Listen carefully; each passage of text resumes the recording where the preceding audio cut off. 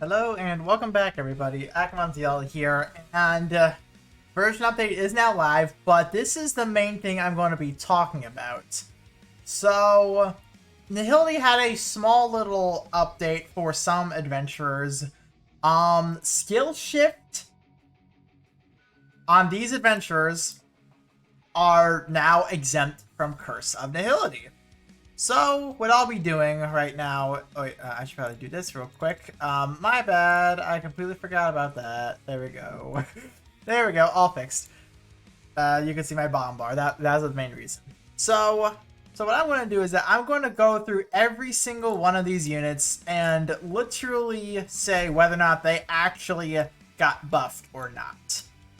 But well, also because it looks like skill shift is starting to get exempt from a lot of units, I'm probably going to do a follow-up video where I go over other units that have skill shift that are not exempt and whether or not they would actually be buffed or not. So hopefully you do enjoy this video and hopefully you do learn who could actually become really, really good.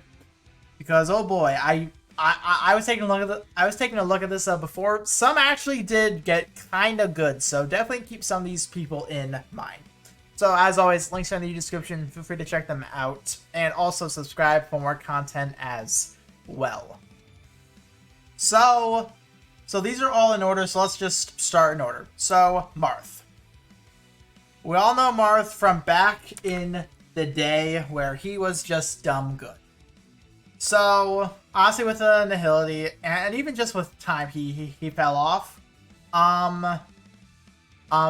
They are now allowing his Fire Emblem to initiate his skill shift, and well, as we take a look, it's more of a support skill slash nuke, really. So our first is user's strength by 10%. Phase 2 is entire team's strength. Phase 3 is entire team's attack rate. So it literally means nothing because Nihility as is, it just cancels all that out. So honestly, I would say he'd not exactly get a buff. More for like expert, I would say.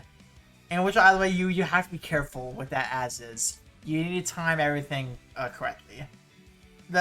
Then also his Burn Punisher, that's not affected by a skill shift, so that's fine as is. So next one is Rena. She actually, it's kind of buffed because well, it's based off of her Roaring Furnace. Phase 2 only increases crit rate, so that's not affected at all, really, in Nihility. But however, Phase 3, it becomes a Burn Punisher, so that is absolutely affected by it. That's actually like really good mods too. So I would say Rena did get a really good treatment with this, I would say. So yeah, Rena, I would say, did get a buff. Usable, needs AoE because it's jolly right now. However, if we do end up getting another one where fire is and more single target based, she might have some spotlight. Big maybe though. So now moving on to Summer Celiera. Really good for twins. Did kind of get cucked immediately. For her, she does defense, then does entire team strength, then adds attack rate. She was not buffed at all. She is still, don't exactly use her. Eugene. It might be like at first because it's buff zones, but there is some things to keep in mind with his buff zones, alright? Phase 1 is just outright not usable at all. Phase 2, as on Flame Res. Flame Res, that could be slightly useful in some cases. Phase 3, still Flame Res is there. A critical damage is not there at all. But, however, he now gains his checks again. So with his checks, he can actually now do what he normally does good at, is burst damage in Break. You do 2 checks. You should have a phase 2 S1 at that point. Use it one more time, and you get a 3rd check. Boom. 3 checks and 3 checkmates in Break, which is dumb for him. That's where his damage came from in the first place. But But one other thing to keep in mind is that even though it's a buff zone and nothing really activates, it still counts as a buff zone. So units who do get unique buffs from buff zones, say for example, a Galacia, for example, her chain co-op is that as long as you are in a buff zone, you have a Shadow Blight Punisher. So a situation like that, even though the buff zone doesn't actually activate, it still counts as you're in a buff zone, so you will still get a buff. So for that reason alone, that can still be very usable for him. So just keep that in mind. That's about it. Moving on to Dragalia Cleo. Phase 2 is strength. Phase 3 is crit rate. Do not worry about it, and it's all energy levels in general. But however, she still does get her frigid gift, which is nice, which is really just freeze. It's nice. It's really nice, but yeah, skill shift did not affect her that much at all. Summer Julieta, the counterpart of Summer Saliera. So her skill shift, it works a little differently. So phase 2 will be crit rate, and phase 1 is only strength, so let's ignore that. Phase 3, however, it is a one-use shield of 40% of max HP. That ain't bad. That ain't bad at all. So definitely keeping her in mind, but however, we do have better axes that exist for water right now, being Gelly, and also Feeny if well, you don't have Lapis. So yeah, she's at least a decent option now, I guess, but still lost what makes her really supporty. It really just adds on a little more tank. That's about it. Gald, we do know him as being but however, when it comes to Gald now, phase 2 is now increased frostbite success rate, which is not bad at all. Really not bad at all, because as we know, some people they build up their resistance. We don't know when that will ever be a thing in Dominion, or even future content beyond that still has access to Nihility. But however, this is still nice to have on hand, and phase 3 is only strength, so let's not worry about that. But beyond that, it's nice. It's nice. I still wouldn't say he's like optimally good now. He's just nice. Next we have Forger Cleo. It will be her camping memories that is affected. Phase 2, it is energy levels. Phase 3 is also energy levels. So it means dog shit anyway, really. Unless if a Nihility removes energy levels from it, she is not getting usable at all.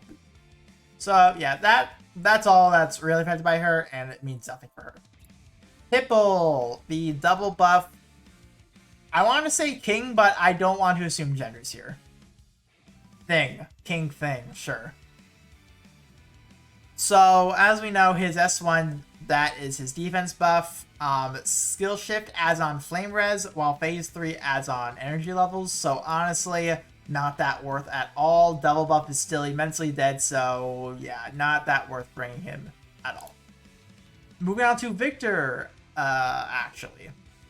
Which I'm surprised at how actually dumb he is right now. So, phase 2 of his S1 being Steel Formation, 3% to the entire team's water res, and phase 3 is a one-hit shield. So actually, both of those are still really nice, actually. So, pretty damn good. Pretty damn good. Is this enough to make him back on top of the meta? Absolutely not. He needs a spiral. He needs a spiral really damn bad. So, yeah, he's still but hey, it is nice to know that he can actually perform a little... He can provide a little bit more tanking support for everybody now again. Moving on to Jochin. Honestly, exact same thing as Gold. Exact same thing. That's all. That's what I'm going to say about that. Wukong, as we know, he is free. As we know, right now, as of me recording this, he's a free man at 50. So yes, do work him up via the convictions. But his skill shift is in his S1, and this I actually like a lot. Phase 2 increases skill's area of effect from from 4 to 7 units and does increase damage. Phase 3 increases even further and even more increased damage. So it's literally more damage just for using it over and over and over again. And still good mods too, at a pretty good SP cost. So honestly, I would say Wukong is pretty damn good actually. I would say he's really, really good. The one thing about him is demi-humans, which obviously demons don't count as demi-humans. But however, also 30% of paralysis Punisher, for someone who doesn't buff himself, that's really good actually. So I would definitely love to try out Wukong on Dominion actually, because I really want to see just how much he truly is doing. How good is he actually? So yeah, maybe expect something like that in the near future. Because I'm really considering it. So moving on to another light dagger is Fleur. Fleur, I would say actually got pretty nice. Phase 2 increased paralysis chance, just like Gold, just like Joachim. But however, phase 3 this time, it is just outright an HP recovery. So her skill shift does benefit through all 3 levels. So I would say she got buffed. Really damn nice too, actually, I would say. Because well, paralysis, I've already said my piece, and a heal, especially for Lilith, corrosion is a bitch. Let's face it, corrosion, it's a nightmare to handle. So having an additional heal for everybody is great and a little bit less stress on the healers. So very glad about that. Buffed. Very nice. Moving on to another light unit, we have Annalie here. I actually do like her a lot, actually. Literally, it's just damage increase. But well, also says here, energy levels. So like, that means nothing as is, sadly with her, because I mean like she has an energy there, energy here, so that is one sad thing about her. But beyond that, just damage increases in general is still really, really nice. So I'm honestly considering using her now, because that's nice. That's really nice. But yeah, buffed, pretty good now. Halloween Alley Sand. Me and Matthew, my brother, we were talking about her a little bit before I started recording. What the fuck? So, as we know, she does perform a little bit more of a support role. The phase 2 increasing strength, that's obviously null now. But however, she now, once again, gains access to inflicting paralysis. Phase 3 is a outright heal as well as a paralysis punisher. So, that's good. But then, one other thing to note is, well, Vampire Maiden, that is still affected by Nihility. So, literally, not only is she's pretty much a damage dealer now. She is now a damage dealer with some pretty solid mods, I would say. Pretty solid. So, yeah, I'm really going to consider doing a video showcase on her. Me and him, well, we were talking about a comp idea, so definitely going to try. But yeah, she is fun now. Like yeah. And what's something for Fleur I mentioned before is that well, obviously the healing will help with healers and the corrosion. So that is going to be great for Lilith. Definitely going to try her soon. Sha Wu Jing. As we know, the one shared skill defense down zone that is absolutely godly. Well, guess what? He's about to get even better for auto Lilith. Phase 2, it adds on an additional decrease to the enemy's defense. And phase 3 just outright fills his S2, aka his defense down, skill gauge by 30% and does increased damage. What the fuck? Why is Xiao Jing keep on getting better and better? Just why? Why is he so good for just a 4-star? He is a dumb good unit. He's dumb. So yeah, just in case if you haven't had a reason to work him up, I would work him up. He is going to be really good for all Lilith. I mean, hell, you can even probably use him for co-op Lilith and be fine. He's really, really fucking good. So moving on to Peony now. Phase 2, increase defense. Phase 3, entire team's strength increase. Don't bother. Does not affect her at all. She's still locked away in your bench anyway. Now, now the final unit is Galacia, the only dark unit on this list, but holy shit. I'm going to use her for the next Dominion. I'm saying that right now. I'm using her. So as we know, the S1 just normally will target 3 enemies. Phase 2 will target 4. Phase 3 will target 5.